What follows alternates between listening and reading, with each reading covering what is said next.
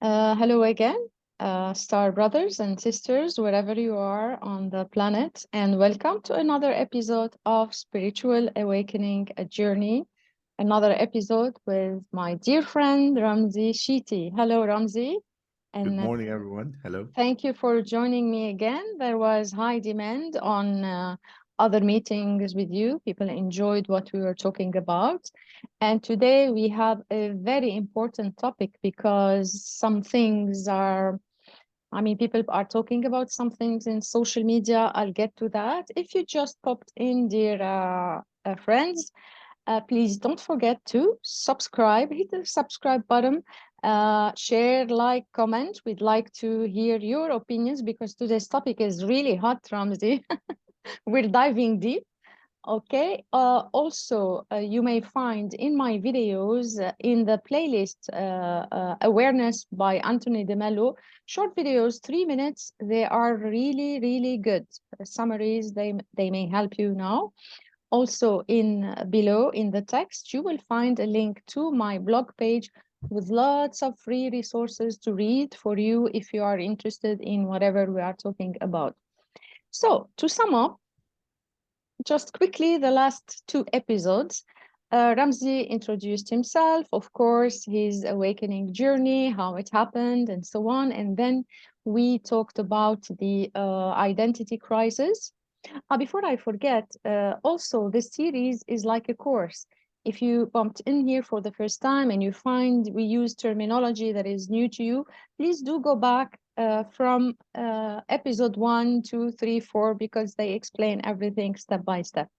So Ramzi talked about the identity crisis, how he explored, discovered spirituality, and how he discovered that there is much more out there to learn about. And then we talked about the blockages that, block our intuition, our connection to source, to our true path, our true self, our true identity. Once we clear all these things, whenever we are exposed and introduced to something in our life, we may be able to discern better. Once we remove this dark cloud, it's like a glass you have in your apartment. It's dirty. You don't see what's outside. You clean it the first round. You see better. Oh, I see a tree. And then you clear it more and say, oh, birds and flowers and so on. So this is the dark night of the soul. It's about clearing, clearing, clearing, so that we resonate with the true song of our hearts and we live the life of true joy that our Father in heaven promised us. So, and we also made a distinction between the God represented to us in a religion, the one who shuns and scares us and barbecues us in hell, and the loving Father in heaven. And Ramzi gave a wonderful example about his kids. If he spilled the milk, he wouldn't send his kid to hell. So we introduced the new concept, if you want, of God, which is actually not new. This concept of God was already known, but it was forgotten, unfortunately, due to misinterpretations. And we are reinterpreting things together in this episode. Because of, I've noticed too much talk on social media about the apocalypse and the doom and so on, scary stuff out there. Even Ramzi, I've sent you a link by Edgar Casey. Mm. Even if you go to YouTube, guys, so I went and I did some research, lots of videos telling us about Baba Vanga, Nostradamus, everyone is talking about 2023 and what is happening. So today we are going to reinterpret the apocalypse from a new perspective. Is it going to be from the angry God? We studied the text in literature, Ramzi.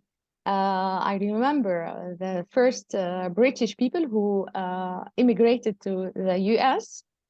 They used to teach them about the hands of the angry God, and we used to laugh about this in the classroom. Are we going to interpret it from the angry God or from the loving Father? So we're gonna talk about a lot of stuff, um, before we begin, I am guided to do a little intention, okay?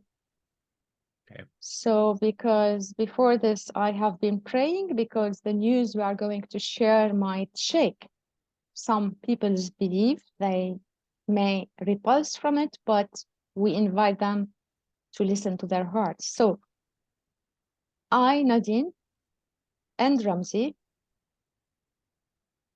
ask for God's guidance, the Holy Spirit's guidance, and the angels' guidance to assist us in this recording. May every word we utter, every example we give, may they flow through us. May we be vessels for the light, for the love, and for the wisdom of God. And may it be done for the good and the love of earth and humanity, not for any personal gain, not for any personal ego. And so it is. Did So you it is. did you see something you were looking up? I see a lot of stuff, but I know. I know you saw stuff. I see you. I got you. Ramzi sees. I feel. I feel them. I feel the guides around us. So, where shall we begin, Ramzi? We have lots of things to ease into this topic, this very hot topic. So, let's see if you want. I want to go back to intuition. So last time we talked that if we clear the blockages, our intuition will guide us. You gave us a very nice example about clearing and this. I want to go back to your story as a child when you were a kid in Lebanon and when your grandfather died in the UK and there were no like WhatsApp or any social media at the time. Ramzi, if you just tuned in, Ramzi felt and knew that his grandfather died in the UK, but his family knew that 6 months later. He had this intuition within, but he blocked it because, I mean, who is he going to tell? This is not something you can tell if you come from this religious background and so on. So, why am I saying this, Ramzi? Because I think each one of us has somewhere experienced an intuition as a child, but then blocked it or even forgotten about it completely. They do say, our grandmothers say, every child is born, when the baby is born, they can communicate with angels. And yeah, even Jesus in the Bible, he tells them, let the kids come to me. I mean, why? Does he prefer kids over grown-ups? No. That's because he knows they are still connected. They feel there is more. So here, do share your experiences. I'm going to share an experience, Ramzi, just like you. Maybe this will help people remember. When I was a kid and I repressed them because I got scared. So, and each one of us has different skills. It doesn't have to be the same skills. When I was a kid, I swear to God, I would go to the supermarket and let's say there are 5 deodorants, like the red, green, blue, the violet. Let's say I want the violet color, but there is none of that. I would stand there. I would say somewhere inside, right here at the very back, there is one. I would put my hand and I remove it and it is there, only one left. To make sure, I would like remove all the buttons, like, what? And I would repeat the test again and again, and then I would spot it. I was like 13 years old, it's like, how am I doing this? Another example is I used to pray for Saint Rita a lot. I was very close to her. And I remember I would ask her for an answer and I would receive it in a dream. But one time I asked for something, but she did not give me a favorable answer. The answer was that I'm going to fail in something. And then after that, I blocked it. It's like, I don't want to dream anymore. I don't want to ask. And I mean, so what do you tell people? People will tell you what? This is a chance, or you're imagining. What is this? How did we interpret it from when we were kids? things happen and you don't give it meaning, and grown-ups tells you that it's not what you think it is. It just happens. You studied hard. It had nothing to do with this prayer or that prayer. But the reality is, which you said at the beginning, kids are connected not because they're better than us. It's just they don't have preconceived ideas. They're not stuck in their own way. They're still playful. So when you're playful, you feel things, you see things that are way beyond our senses. It's just like dogs and cats. They're beyond our senses. As you grow up, what happened? We tend to live in an analytical world. So 1 + 1 is equal to end of story. It is a fact. You cannot change that. But 1 + 1 could be anything. You can imagine it to be a world of colors. That's your 1 + 1. And it doesn't have to be structured in a way that we see it. It's open. It's a playground. The day that we shut the playground and we become more rigid at school, go to university, get the job, and then do all these things that we're programmed to do, because that's how society wants us to grow, then we start to cut ourselves from the playground. We end up stuck in an algebra book. Sorry to use that because it's a dry algebra. Okay, algebra. Yeah. Sorry, algebra is a dry topic, so it has no play in it, in my opinion. I used to like geometry, space geometry. Yeah. So moving away from the playground moves us away from the divine.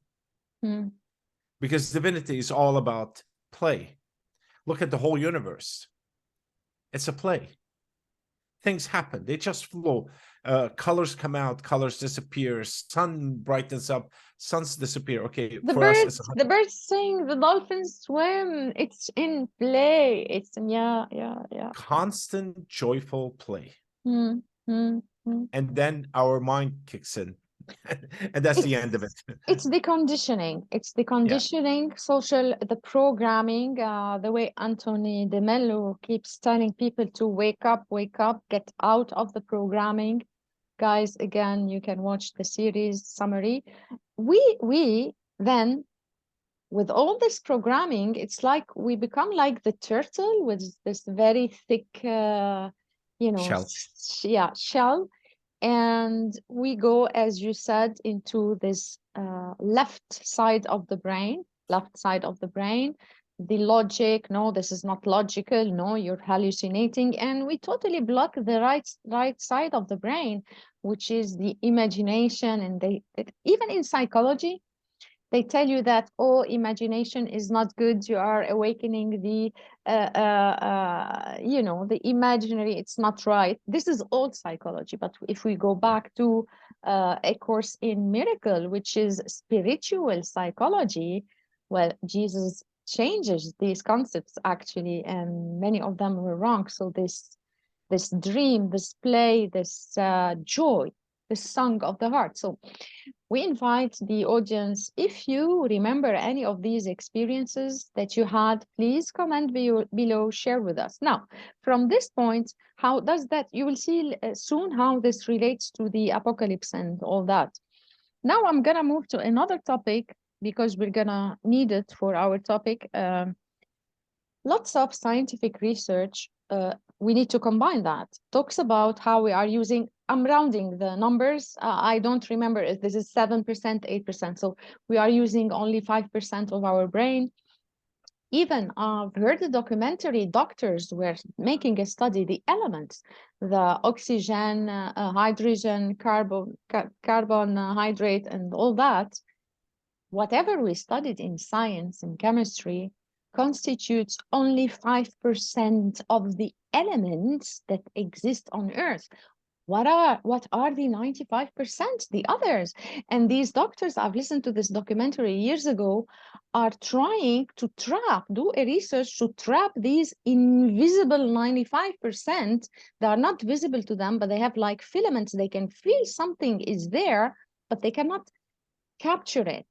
And I link it to another idea. Our DNA, and this is scientific, we are only using about 5-7% of our DNA, and doctors call the rest junk DNA, like not used. Why would we have more DNA that we are not using? What is the, imagine guys, everything around you, the word, everything, all the form that we are and the word is, we only know 5%. What is the rest? The 95%. There is something more.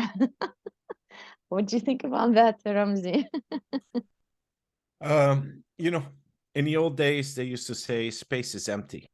Hmm, And then they realized that space is not empty anymore. hmm.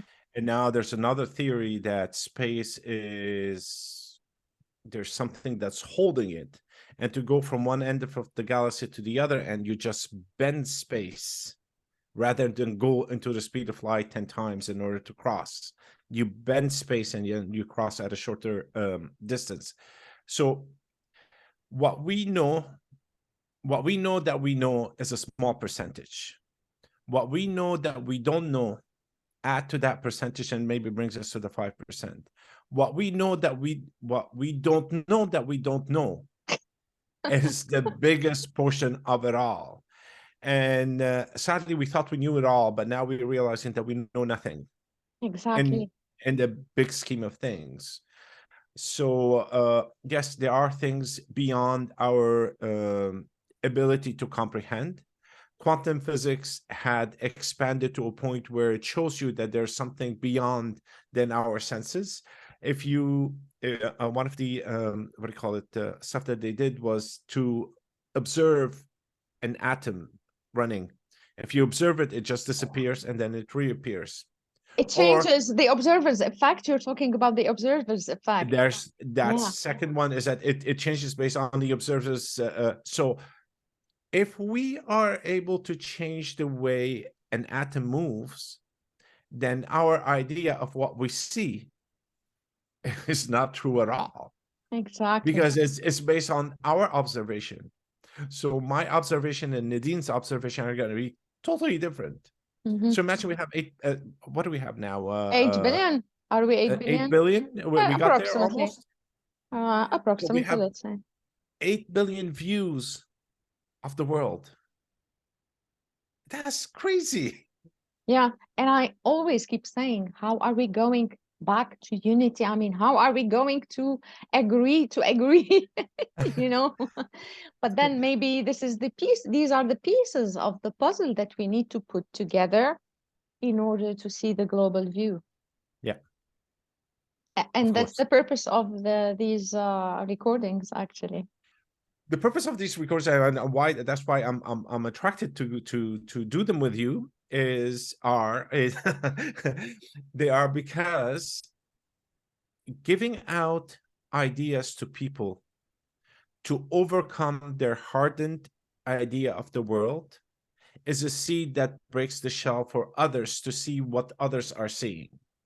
Absolutely wonderful. Absolutely wonderful. And that's why I'm having different guests to see different points of views and how truly they are not in opposition, actually. On the No. contrary, they add up. They all add up. Yes. That's the beauty Yes. of it. So now about this 95%. Now we're gonna go to give some personal examples from my life, from Ramzi's life, before we move on into reinterpreting the apocalypse. So last time we talked about how we connect to intuition, and when we connect to our intuition, we feel one with the divine. Now I'm gonna start with me just to pave the way, just in case you didn't want to share some intimate stuff. So Go ahead. I told my audience before that I have gone through illness, severe illness. And in this illness, I was disconnected from this realm and connected to another realm. Now, I'm gonna say it this time. I decided to say what it is. I wasn't saying what it is because in my environment, it's a taboo and I am judged for it. So the heck with that, I'm gonna say. So I had cancer and it was really advanced. So, and you know, when you are in facing death situation, You no longer think of the past. You cannot plan the future. You simply surrender to what is and you accept it. And there is no other choice. While I was in that state, before that period, I was career, success, university, doing it all and na. But I was feeling stuck in a box, like I'm stuck, I'm stuck. What's happening? How do I get out of here? And then the universe knocked me down with this illness, which is a bliss in disguise. Why? Because, well, although I had signs of awakening before, but this time it was real. And as I would sit there, drugged with all the medicine and floating, and I'm not here anymore, you see, I understood many things. First of all, I started feeling presence around me. I started feeling presence around me. I wasn't alone. I started feeling loved beyond measure, supported, assisted. And ironically, I didn't ask God to heal me physically. I asked God to heal my heart because it was so broken. and and and every time I would ask who is with me, I would be given a name, and then I go Google it because I didn't know the names of angels like Zakiel or the stuff. And here the journey started, and I'm gonna link it now to the 95% invisible that are around us. When we talk about angels or beings of light, they are not far, far away up, I don't know where. They are here with us. We talked last time about opening the heart chakra, so that we connect, just as Jesus had this heart opening up. When you go within to the heart, they connect with us. And this is not just for me. This is happening for millions of people literally now on earth who have awakened. And now a new wave of people will awaken as well. So I gave this parentheses. Now, Ramzi, would you like to share any similar thing or Okay, not? I've done two things. I've done Yeah. two things. The first one I did, and please, I do. This is not to promote what I did. It's just to explain what I went through. It has nothing to do with other people's experiences, and I don't promote it. It's up to you. I did an ayahuasca treatment. I went through the jungles. Everyone is talking about it now on Yeah, YouTube. Don't worry. I know, but I don't want it to sound Yeah, like I'm yeah, promoting yeah. it. Go do it. No, no, No, no, no. no, no, no. I was called to do it. It took I me two didn't have years. to. I didn't Yeah. have to do it. It's okay. Yeah. So it took me 2 years to finally materialize it and end up in the jungle and doing it. It was a profound experience, and you see things that it's just insane. But you see them; they're live, they're there, they're around you. And then from there, I went and I found a teacher in the Netherlands that teaches awakened mind. Just awakened mind, whatever, take it. So it was kind of a mediumship, but not a mediumship in a term where you call spirits. It's a mediumship in terms where you shed what we talked about last time. You shed whatever you're carrying so that it opens up for you. And from there, I became a psychic medium, and I'm able to see things like you were saying. I saw stuff. So, and what I see is what you believe is around you. It's in your field around you. So you believe the world is dark and everything is dark and the world is ending. I see people like that, and all around them is just darkness. You can't see beyond that. And the people who The cloud we talked about, the dark cloud. Yeah. yes, exactly that. And the ones who believe in extraterrestrial have ETs running around in their field. And the ones that are more grounded into a spiritual line, you see more spiritual beings around them. So what you believe, what we believe is in our field, which is what you were saying. So once you start clearing the field, you You are start able to see connecting. them. You see them, they are already there. They are Yeah. already there. It's like this glass you have to clean to see what's outside. They are already there. So, here, what was I going to say? So these experiences, what we're trying to say, they are available to anyone. More and more people are making these connections. And guys, we're not hallucinating. If you hear millions of people talking about that, although there are lots of false gurus, lots of false light workers who pretend, I've met many who pretend they see stuff, they don't see anything. But it's okay. I mean, even God works through everyone, everyone. You see, they don't know it yet. God works through everyone, even the dark. The darkness serves the light, actually. So just to tell you something, last night, Ramzi, and they are waiting for us to just open up and connect with them.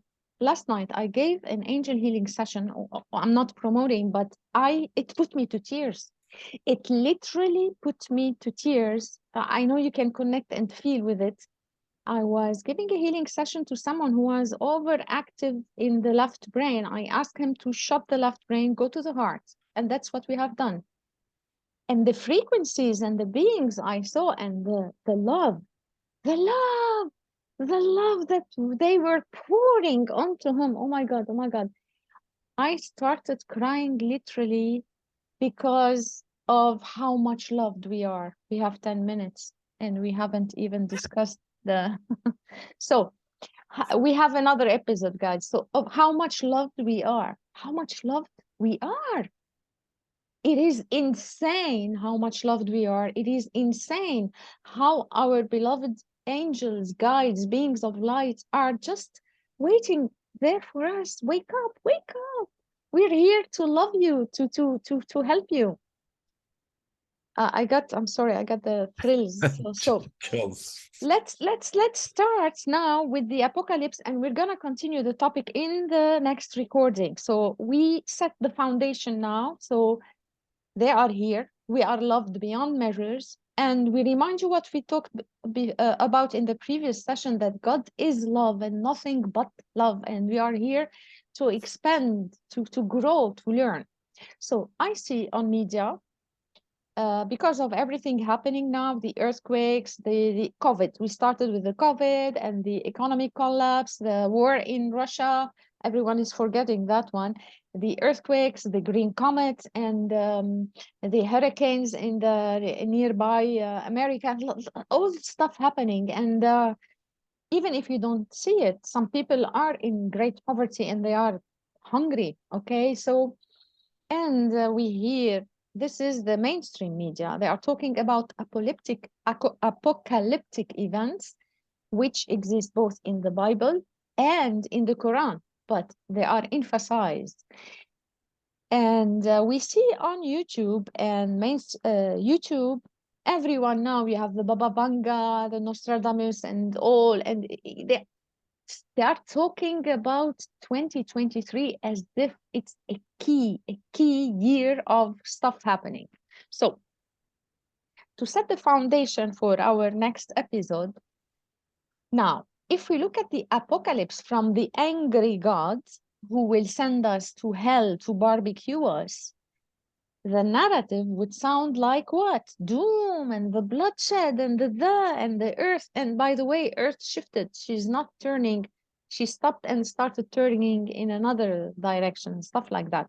So if we go into this narrative literally without reading it from the heart, we will step into fear, and we will be what will happen if we just go from the angry God? It will drop the frequency of earth, the fear, the scare, being scared, and it will affect the whole consciousness. However, if we analyze it from the perspective of the loving Father, and from the perspective that we did not come to this life only this one time, that we have been here many times before, and I discussed that in previous episode guides. Please go back and re-question yourself. But let's re-question ourselves. Let's go back to early Christianity that knew what the message of Jesus was, and it was lost. in translation, as we say. So the loving God, could he be preparing doom for us, Ramzi? Do you want me to answer? We have a couple of Yeah, minutes. Okay, quickly. yeah. We have, One, yeah, about, yeah. yeah. So change happens. It happens everywhere. Now you can look at it as an angry God with a I don't know, some lightning rod and coming down on us and beating us to death, or you can look at it as that, okay, we need some change now, and the earth went through one cycle and it's not going through another, which had happened many times before. Many And times in history. Don't worry, you have 5 minutes. It yeah, has happened many times. I mean, Earth look shifted at poles. Egypt. Alexandria is underwater. Why? It's not because it has somebody built it underwater, because the Mediterranean was closed. It was a pond, and the water was Lebanon, low. yeah, and Lebanon. I mean, it is How many underwater. times? I don't know, lots of times, more than 5 times. Yeah, And America, you see, they discovered Atlantis in, I forgot where, South America. yeah. Japan also, they discovered things. So what Ramzi is trying to say, these are cycles repeating again and again. Okay, Ramzi. And if you feel you are outside this whole loving God, then you're alone and your fear will kill you.